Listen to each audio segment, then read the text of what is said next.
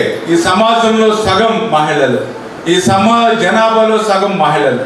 మరి అటువంటి సగం ఉన్నటువంటి మహిళలు అభివృద్ధి చెందితేనే మరి అటువంటి మహిళలు ముందుకెళ్తేనే సమాజం బాగుంటుందనేటువంటి ఆలోచనతో ఉన్నటువంటి వ్యక్తులు. కాబట్టి ఆ రోజు నుంచి ఈ రోజు వరకు కూడా ప్రతి సంవత్సరం కూడా ఈ యొక్క ధర్మారావు ఫౌండేషన్ గారి కార్యక్రమాన్ని నిర్వహించుకుంటూ మరి ఈ రోజు కూడా ఈ కార్యక్రమాన్ని నిర్వహిస్తున్నామనే విషయాన్ని సందర్భంగా తెలియజేసుకుంటూ, తెలుగుదేశం పార్టీ ఆరోపించిన తర్వాత ఆస్తి హక్కు, ఎందుకంటే మీ అందరికీ తెలుసు ఒక దేశ ప్రధాని ఒక మహిళ స్వయంగా ఉంది భారతదేశానికి సుదీర్ఘమైనటువంటి కాలం.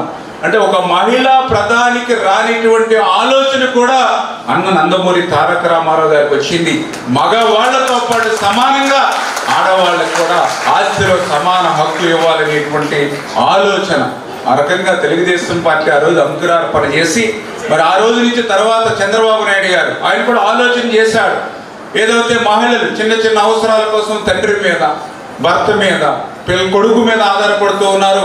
చిన్న చిన్న అవసరాల కోసం తండ్రి మీద, మరి కొడుకు మీద, మరి భర్త మీద ఆధారపడటం కాదు, తన కాళ్ళ మీద తాను నిలబడాలి అనేటువంటి ఆలోచన.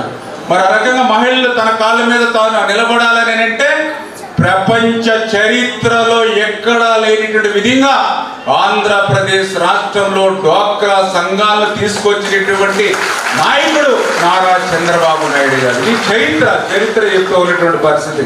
మరి డ్వాక్రా సంఘాలను తీసుకురావడమే కాదు, ఆ డ్వాక్రా సంఘాలకి ఈ రోజు మీకు 1,00,000 రూపాయలు, 2 లక్షలు, 5 లక్షలు, ఈరోజు 10 లక్షలు, 20 లక్షల రూపాయలు ఈరోజు మీకు నిధులు ఇస్తూ ఉంటే మరి ఈవేళ కూడా మీరు క్రమశిక్షణ తోటి, ఎందుకంటే ఈవేళ ప్రపంచమే ఆశ్చర్యపోతూ ఉంది. ఎంతో మంది పారిశ్రామికవేత్తలు పరిశ్రమలు పెడతామని చెప్పి కోట్ల రూపాయల రుణాలు తీసుకుని ఎగ్గొట్టేసి విదేశాలు పారిపోతూ ఉన్నారు. ఈరోజు మీరు కూడా చూస్తూ ఉన్నారు. తర్వాత సెంట్రల్ గవర్నమెంట్ కూడా ఏమీ చేయలేక మరి వాటిని కూడా మాఫీ చేస్తూ ఉంది.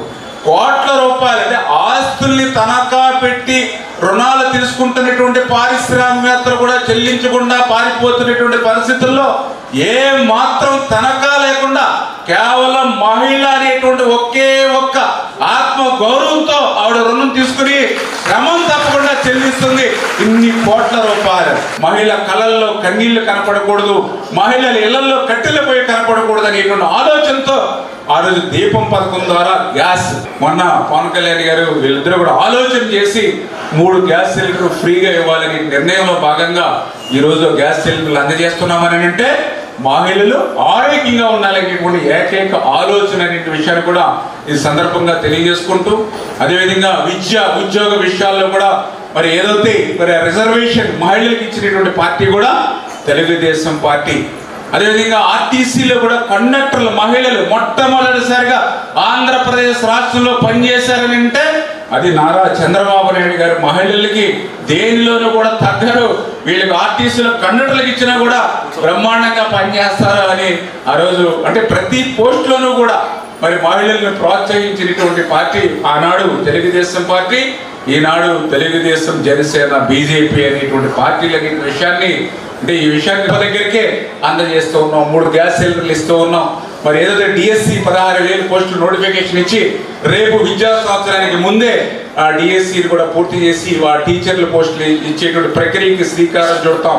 ఏదైతే తల్లికి వందనం ఏదైతే ఉందో రేపు విద్యా సంవత్సరానికి ముందే మరి ఎంతమంది పిల్లలు ఉంటే వాళ్ళందరికీ కూడా మరి తల్లికి వందనం 15,000 రూపాయలు ఇచ్చేటువంటి కార్యక్రమం. కానీ ఈరోజు ఇన్ని సంక్షేమ కార్యక్రమాలు, ఇన్ని అభివృద్ధి కార్యక్రమాలు ఈ విషయాన్ని మీరు అందరూ కూడా గుర్తుపెట్టుకోమని చెప్పేసి మరొక్కసారి మరి మీ ద్వారా కూడా తెలియజేసుకుంటాం.